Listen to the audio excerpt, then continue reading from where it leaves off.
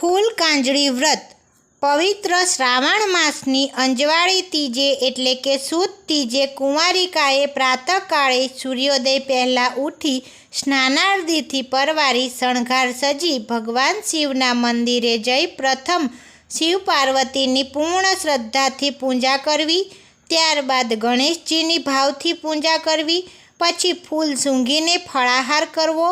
આ દિવસે વ્રત કરનાર ઉપવાસ કરે તો ઉત્તમ ફળને પામે છે। વળી પ્રભુને પરમ પ્રિય એવા ફૂલને સૂંઘ્યા પછી જળપાન કે ફળાહાર કરવો। ઉત્તમ મહેકવાળું કોઈ પણ ફૂલ લઈ શકાય।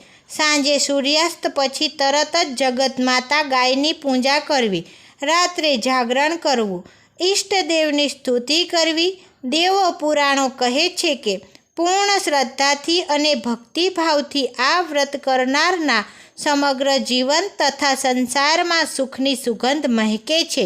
ભોળાનાથના વ્રતની કૃપાથી વ્રત કરનારના સર્વ મનોરથ સિદ્ધિને વરે છે। હર હર મહાદેવ।